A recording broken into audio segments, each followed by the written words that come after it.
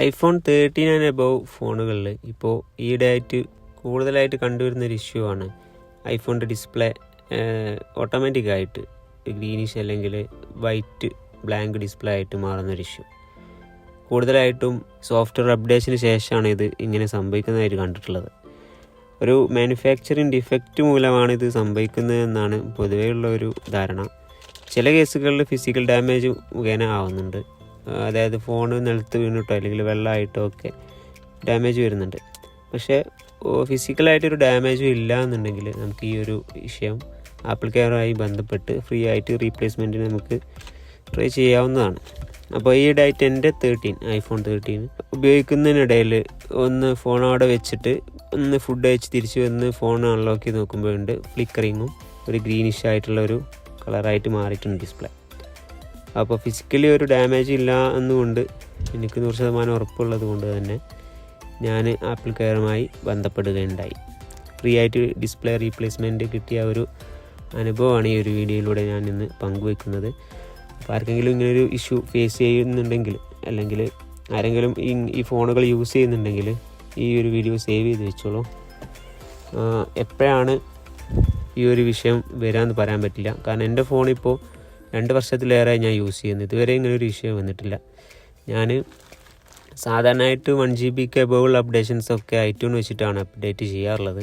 പക്ഷേ ഈ കഴിഞ്ഞ ലാസ്റ്റ് 18.5 അപ്ഡേഷൻ ഞാൻ ഡയറക്റ്റ് ഫോണിൽ നിന്നാണ് ചെയ്തത്. പക്ഷെ അതുകൊണ്ടാണോ അല്ല വേറെ എന്താണ് ഇഷ്യൂ എന്താണെന്ന് അറിയില്ല. എന്തായാലും അപ്ഡേറ്റ് ചെയ്ത് ഒരു 13 ഡേയ്സിൻ്റെ ഉള്ളിലാണ് ഈ ഒരു വിഷയം ഉണ്ടായത്. അപ്പോൾ ഞാൻ ആപ്പിൾ കെയറുമായി ബന്ധപ്പെട്ട് ഫ്രീ ആയിട്ട് റീപ്ലേസ്മെൻറ്റ് എനിക്ക് കിട്ടുകയും ചെയ്തു. അപ്പോൾ ആ ഒരു എക്സ്പീരിയൻസാണ് നിങ്ങളുമായി ഈ വീഡിയോ ഷെയർ ചെയ്യുന്നത്. ഫോണിനൊരു ഈ ഒരു ഫ്ലിക്കറിങ് ഇഷ്യൂ സ്റ്റാർട്ട് ചെയ്ത് മുതൽ ചെറുതായിട്ടൊരു ഫ്ലിക്കറിങ് ആണ് ആദ്യം ഉണ്ടായത്. പിന്നെ അതിങ്ങനെ ഒരു മങ്ങിയ വെളിച്ചത്തിൽ നമുക്ക് ഡിസ്പ്ലേ ഒക്കെ കാണാൻ കഴിയുന്നുണ്ട്. അതേപോലെ ടച്ചൊക്കെ വർക്ക് ചെയ്യുന്നുണ്ട്. അതുകൊണ്ട് തന്നെ ആ ഒരു കംപ്ലീറ്റ് ഡിസ്പ്ലേ പോകുന്നതിന് മുന്നേ തന്നെ എല്ലാ ഡാറ്റാസും ഞാൻ ബാക്കപ്പ് എടുത്ത് വെച്ചു. അതിനുശേഷം വേറൊരു ഫോണിൽ നിന്ന് ആപ്പിൾ കെയറുമായിട്ട് ബന്ധപ്പെട്ടു. ആപ്പിൾ കെയറുമായി ബന്ധപ്പെട്ടപ്പോൾ അവർ കുറച്ച് സെറ്റിങ്സിൽ അത് ചെയ്യാൻ പിന്നെ റീസ്റ്റാർട്ട് ചെയ്യാൻ അങ്ങനെയൊക്കെ പറഞ്ഞു. അങ്ങനെയൊക്കെ ചെയ്തിട്ടും അത് റെഡി ആവുന്നില്ല എന്ന് കണ്ടപ്പോൾ അവർ ആപ്പിൾ കെയറിൽ ഫോണ് കൊണ്ടു കൊടുക്കാൻ വേണ്ടി പറഞ്ഞു. അവർ അടുത്തുള്ള ലൊക്കേഷനിലുള്ള ആപ്പിൾ കെയർ ലൊക്കേഷൻ പറഞ്ഞിരിക്കുകയും അടുത്തൊരു ദിവസം അപ്പോയിൻമെൻ്റ് എടുത്തിട്ട് ഫോൺ അവിടെ കൊണ്ടു കൊടുക്കുന്ന സമയത്ത് ഓൾറെഡി എൻ്റെ ഫോണ് 2 ഇയർ എബോവ് ആയതുകൊണ്ട് തന്നെ വാറണ്ടി ഇല്ലാത്തത് കൊണ്ട് ഫോൺ അവിടെ സബ്മിറ്റ് ചെയ്യണമെന്നുണ്ടെങ്കിൽ 2250 രൂപ അവിടെ പേ ചെയ്തിട്ട് ഫോൺ അവിടെ സബ്മിറ്റ് ചെയ്യണമെന്ന് പറഞ്ഞു. ഇൻ കേസ് ആപ്പിൾ കെയർ എന്ന അപ്രൂവൽ കിട്ടിയാൽ ഫ്രീ റീപ്ലേസ്മെൻറ്റിന് അപ്രൂവൽ കിട്ടിയാൽ ആ ഒരു ഫണ്ട് റീഫണ്ട് ചെയ്ത് തരാമെന്നും ഫ്രീ ആയിട്ട് ഡിസ്പ്ലേ മാറ്റി തരാമെന്ന് പറഞ്ഞു. അല്ലെങ്കിൽ നമ്മൾ ആ ഡിസ്പ്ലേൻ്റെ കോസ്റ്റ് വരുന്നത് 25 സംതിങ് ആണ്. ബില്ല് ഒരാഴ്ച കൊട്ടേഷൻ ഞാൻ ഇവിടെ കാണിക്കാം. 25 സംതിങ് നമ്മൾ പേ ചെയ്യേണ്ടി വരും. അങ്ങനെ നമുക്ക് പെയ്ഡ് സർവീസായിട്ട് എടുക്കാം. ഇൻ കേസ് നമ്മൾ പേ ചെയ്യാൻ വില്ലിങ് അല്ല എന്നുണ്ടെങ്കിൽ അവർ ഫോൺ തിരിച്ചു തരികയും ആ ഒരു 2250 രൂപ അത് തിരിച്ചു കിട്ടുകയും ചെയ്യില്ല. ആ ഒരു കണ്ടീഷനിൽ ഞാൻ എൻ്റെ ഫോൺ ഫിസിക്കൽ ഡാമേജസ് ഒന്നും ഇല്ലയെന്ന് എനിക്ക് ഉറപ്പായത് കൊണ്ട് തന്നെ ഞാൻ അവിടെ ആ ഒരു പേയ്മെൻറ്റ് അടച്ചിട്ട് ഫോൺ അവിടെ സബ്മിറ്റ് ചെയ്തു. അന്നേ ദിവസം ഈവനിങ് തന്നെ അവരെ റിപ്പോർട്ട് എനിക്ക് മെയിൽ വന്നു. ഡയഗ്നോസിസ് റിപ്പോർട്ടിൽ ഒരു ഇഷ്യൂ ഒന്നുമില്ല എന്നുള്ളൊരു റിപ്പോർട്ട് വന്നു. വാട്ടർ ഡാമേജോ ഫിസിക്കൽ ഡാമേജോ അങ്ങനെയൊന്നും ഇല്ല എന്നുള്ള റിപ്പോർട്ട് വന്നു. അപ്പോൾ ആ ഒരു റിപ്പോർട്ടിൻ്റെ അടിസ്ഥാനത്തിൽ അന്ന് തന്നെ ഞാൻ ആപ്പിൾ കെയറായിട്ട് ബന്ധപ്പെട്ടു. ആപ്പിൾ കെയറായിട്ട് ബന്ധപ്പെട്ട് അവർ മാക്സിമം പെയ്ഡ് സർവീസിന് തന്നെ വേണ്ടി റെക്കമെൻഡ് ചെയ്തു. പക്ഷെ ഞാൻ സംസാരിച്ചത് അത് പറ്റില്ല എന്നൊക്കെ പറഞ്ഞ് ഒരുപാട് സംസാരിച്ചു. ലാസ്റ്റ് അവർ സീനിയർ എക്സിക്യൂട്ടീവിന് ട്രാൻസ്ഫർ ചെയ്തു. നമ്മളെ കോള് സീനിയർ എക്സിക്യൂട്ടീവിന് ട്രാൻസ്ഫർ ചെയ്തു. പിന്നെ അവരുമായിട്ട് സംസാരിച്ചു. അവരും ഒരുപാട് പിന്നെ പെയ്ഡ് സർവീസിന് വേണ്ടിയിട്ട് തന്നെ ഒരുപാട് സംസാരിച്ചു. പിന്നെ അവർ ഹാഫ് പേയ്മെൻറ്റിന് വേണ്ടിയിട്ട് സംസാരിച്ചു. പക്ഷെ ഞാൻ അതിനൊന്നും വില്ലിങ് അല്ല. ഞാൻ എൻ്റെ സ്റ്റാൻഡ് തന്നെ ഉറച്ചു നിന്നു. ഫ്രീ റീപ്ലേസ്മെൻറ്റ് വേണം എന്നൊക്കെ പറഞ്ഞിട്ട് സംസാരിച്ചു. ലാസ്റ്റ് അവർ ഒരു 24 അവർ വേണം, 24 അവറിനുള്ളിൽ തീരുമാനമാക്കി തരാമെന്ന് പറഞ്ഞു. അന്നങ്ങനെ കോള് കട്ട് ചെയ്തു. ഈ ഒരു കോളിങ്ങിന് ശേഷം നമുക്കൊരു മെയിൽ വരും. നമുക്ക് ഈ ഒരു എന്തുണ്ടെങ്കിലും അവർ ലിങ്കിൽ കയറിയിട്ട് നമ്മൾ ആപ്പിൾ ID വെച്ച് ലോഗിൻ ചെയ്ത് നമുക്ക് അവർക്ക് ടെക്സ്റ്റ് മെസ്സേജസോ അല്ലെങ്കിൽ വോയിസ് മെസ്സേജസോ അയക്കാനുള്ള ഒരു ഓപ്ഷൻ അതിലുണ്ടാവും.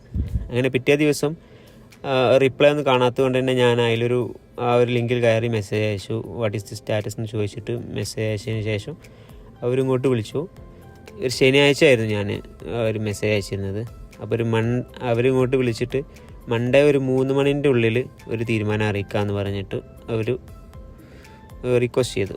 ഞാൻ ഓക്കെ എന്ന് പറഞ്ഞു. അങ്ങനെ മൺഡേ അവർ വീണ്ടും കോണ്ടാക്ട് ചെയ്തു. അവർ ഇങ്ങോട്ട് കോണ്ടാക്ട് ചെയ്യുന്നതിന് മുന്നേ ഞാൻ അങ്ങോട്ട് നേരത്തെ പറഞ്ഞ ലിങ്കിൽ ത്രൂ ഒരു മെസ്സേജ് അങ്ങോട്ട് അയച്ചിരുന്നു. ഏതായാലും അവരിങ്ങോട്ട് വിളിച്ചിട്ട് നിങ്ങളുടെ ഫോണ് ഒരു 1 ടൈം ഫ്രീ റീപ്ലേസ്മെൻറ്റിന് അപ്രൂവ് ആയിട്ടുണ്ട് എന്ന് പറഞ്ഞു. ചൊവ്വാഴ്ച രാവിലെ ഐകെയറുമായിട്ട് ബന്ധപ്പെട്ടു. അവരോട് ആപ്പിൾ കെയറിന്ന് ഫ്രീ റീപ്ലേസ്മെൻറ്റിന് അപ്രൂവ് ആയിട്ടുണ്ടല്ലോ എന്ന് പറഞ്ഞു. അതിൻ്റെ സ്റ്റാറ്റസ് ചോദിച്ചപ്പോൾ അവർ കൺഫേം ചെയ്തു, അതെ അപ്രൂവ് ആയിട്ടുണ്ട്, ഫോൺ റെഡി ആയിട്ട് വിളിക്കാമെന്ന് പറഞ്ഞു. സെയിം ഡേ തന്നെ അന്ന് വൈകുന്നേരം അവർ ഫോൺ റെഡി ആയിട്ടുണ്ട് വന്ന് കളക്ട് ചെയ്യാൻ വേണ്ടി പറഞ്ഞു. അങ്ങനെ പിറ്റേ ദിവസം ഞാൻ അത് ഫോൺ കളക്ട് ചെയ്യാൻ വേണ്ടി പോയി. പിറ്റേ ദിവസം കളക്ട് ചെയ്യാൻ വേണ്ടി പോയപ്പോൾ ഫോണിൻ്റെ ഡിസ്പ്ലേ ഒക്കെ മാറ്റിയിട്ടുണ്ട്, പുതിയ ഡിസ്പ്ലേ റീപ്ലേസ് ചെയ്ത് തന്നിട്ടുണ്ട്. ഫോൺ തന്നു. പക്ഷേ നമ്മൾ ആദ്യം ചെയ്ത പേയ്മെൻറ്റ് അവർ റീഫണ്ട് ചെയ്തുതരാമെന്ന് പറഞ്ഞിരുന്നു. ഫ്രീ അപ്രൂവൽ കിട്ടിയിട്ടുണ്ടെങ്കിൽ റീഫണ്ട്, അല്ലെങ്കിൽ നിങ്ങൾക്ക് എന്തെങ്കിലും ഐറ്റം അവിടുന്ന് പർച്ചേസ് ചെയ്യാമെന്നുള്ളൊരു കാര്യം പറഞ്ഞിരുന്നു. പക്ഷേ ഞാൻ ഫോൺ കളക്ട് ചെയ്യാൻ പോയ സമയത്ത് അവർ പറഞ്ഞു റീഫണ്ടിന് ഓപ്ഷൻ ഇല്ല, അവിടെ നിന്നുള്ള എന്തെങ്കിലും സാധനം പർച്ചേസ് ചെയ്യണം. അവിടെ പോയ സമയത്ത് അവർ റെഡീം ചെയ്യാൻ വേണ്ടിയിട്ടാണ് പറഞ്ഞത്. പിന്നെ അധികം സംസാരിച്ച് നിൽക്കാനും ബാർഗൻ ചെയ്യാനും സമയമില്ലാത്തത് കൊണ്ട് ഞാൻ അവിടെ നിന്നൊരു അഡാപ്റ്റർ വാങ്ങി പോരുകയാണ് ഉണ്ടായത്. ബാക്കി പേയ്മെൻറ്റ് അവിടെ ഹോൾഡ് ചെയ്തിരിക്കുകയും ഇനി എന്തെങ്കിലും സാധനം പർച്ചേസ് ചെയ്യുക സർവീസ് ചെയ്യുമ്പോൾ ആ ഒരു ബാലൻസിലോട്ട് ഇത് ആഡ് ചെയ്യാമെന്ന് പറഞ്ഞിട്ട് അവിടുന്ന് പോരുകയുണ്ടായി. അപ്പോൾ എനിക്ക് പറയാനുള്ളത്, ഇപ്പം നമ്മുടെ കയ്യിൽ ഒരു ഐഫോൺ ഉണ്ട്, അതിന് ഫിസിക്കൽ ഡാമേജസ് ഒന്നും ഇല്ല എന്നുണ്ടെങ്കിൽ നമുക്ക് ഈ ഒരു ഗ്രീനിഷ് ഡിസ്പ്ലേ അല്ലെങ്കിൽ വൈറ്റൊക്കെ ആവുന്ന ഈ ഒരു കംപ്ലയിൻറ്റ് നമുക്ക് ആപ്പിളിൻ്റെ ഭാഗത്തുനിന്ന് ഫ്രീ റീപ്ലേസ്മെൻറ്റ് നമുക്ക് നേടിയെടുക്കാൻ സാധിക്കുന്നതാണ്. അപ്പോൾ അവർ ഫസ്റ്റ് ടൈമൊക്കെ റിജക്റ്റ് ചെയ്താലും നമ്മൾ നമ്മുടെ സ്റ്റാൻഡ് കറക്റ്റായി സംസാരിച്ചാൽ നമുക്ക് ഫ്രീ റീപ്ലേസ്മെൻറ്റ് കിട്ടും. അപ്പോൾ ആരും പുറത്ത് പോയി സർവീസ് ചെയ്യാൻ നിൽക്കരുത്. ആദ്യം ഇങ്ങനെ ട്രൈ നടത്തിയിട്ട് വേണം ചെയ്യാൻ വേണ്ടിയിട്ട്. ഇപ്പോൾ പുറത്ത് ഒരു പ്രാവശ്യം നിങ്ങൾ സർവീസ് ചെയ്താൽ പിന്നെ ഒരിക്കലും ആ ഫോണ് ഐകെയറിൽ എടുക്കില്ല. അപ്പോൾ ഈ ഐഫോൺ 13 Pro 14 Pro മോഡലിലൊക്കെ തോന്നുന്നുണ്ട്. 13 Pro ഐകെയറിൽ സംസാരിച്ചപ്പോൾ 13 Proക്ക് അവിടെ ഈ കസ്റ്റമർ കെയറിലൊന്നും സംസാരിക്കാതെ തന്നെ ഡയറക്റ്റ് അവർ ഫിസിക്കൽ ഡാമേജസ് ഒന്നും ഇല്ലാന്നുണ്ടെങ്കിലും വാറണ്ടി പീരീഡ് കഴിഞ്ഞാലും ഫ്രീ റീപ്ലേസ്മെൻറ്റ് കൊടുക്കുന്ന ഒരു പ്രോഗ്രാം നടക്കുന്നുണ്ട് എന്നറിയാൻ കഴിഞ്ഞു. അപ്പോൾ 13 Pro ഉള്ളവർക്കൊക്കെ വളരെ സിമ്പിളായി തന്നെ അവിടെ നിന്ന് ഫ്രീ ആയിട്ട് റീപ്ലേസ്മെൻറ്റ് കിട്ടുന്നതാണ്. 25,000-ലേറെ വിലയുള്ളൊരു ഡിസ്പ്ലേ ആണ് നിങ്ങൾക്ക് ഫ്രീ ആയിട്ട് കിട്ടുന്നത്. അപ്പോൾ അത് കളയാതെ നിങ്ങൾ മാക്സിമം ഐകെയറായി ബന്ധപ്പെട്ട് തന്നെ ട്രൈ ചെയ്യുക. ഒരു 2,250 രൂപ അവിടെ പേ ചെയ്യണമെന്നുള്ളൊരു പ്രശ്നം മാത്രമാണ് ഇവിടെ വരുന്നത്. ഐഫോൺ 13 അല്ലെങ്കിൽ എബോവ് മോഡലുകൾ ആരെങ്കിലും യൂസ് ചെയ്യുന്നുണ്ടെങ്കിൽ ഫോണ് മാക്സിമം നിങ്ങളൊരു നല്ലൊരു പൗച്ചൊക്കെ യൂസ് ചെയ്തിട്ട് ഉപയോഗിക്കാൻ ശ്രമിക്കുക. ഒരു സ്ക്രീൻ ഗാർഡൊക്കെ യൂസ് ചെയ്യുക. അല്ലെങ്കിൽ ഇവർ ചെക്ക് ചെയ്യുന്ന സമയത്ത് എന്തെങ്കിലും ഡാമേജസ് സ്ക്രീനിലോ അല്ലെങ്കിൽ ഫോണിന് ഡെൻറ്റോ എന്തെങ്കിലുമൊക്കെ കണ്ടാൽ അവർ മാക്സിമം വാറണ്ടി റിജക്റ്റ് ചെയ്യും. വാറണ്ടി അല്ലെങ്കിലും ഈ ഒരു ഫ്രീ റീപ്ലേസ്മെൻറ്റ് റിജക്റ്റ് ചെയ്യാൻ ചാൻസ് ഉണ്ട്. അപ്പോൾ ചെറിയ മൈന്യൂട്ട് സ്ക്രാച്ചസ് ഒന്നും കുഴപ്പമില്ല, യൂസേജ് മാർക്സുകളൊന്നും കുഴപ്പമില്ല. എൻ്റെ ഫോണിന് പൗച്ചിട്ടിട്ട് അതിൻ്റെ ഇടയിൽ ചെറിയ ഡോട്ടുകളൊക്കെ ഉണ്ടായിരുന്നു, അതൊന്നും വിഷയം വന്നിട്ടില്ല. അവർ ഫോൺ ഡയഗ്നോസിസ് ചെയ്യുന്ന സമയത്ത് മേജറായിട്ട് എന്ത് വിഷയം കണ്ടാലും അവർ റിജക്റ്റ് ചെയ്യും. അപ്പോൾ ഈ വീഡിയോ നിങ്ങൾക്ക് ഉപകാരപ്രദമായിട്ടുണ്ട് എന്ന് വിശ്വസിക്കുന്നു. എന്തെങ്കിലും സംശയം ഉണ്ടെങ്കിൽ കമൻറ്റ് ചെയ്യുക.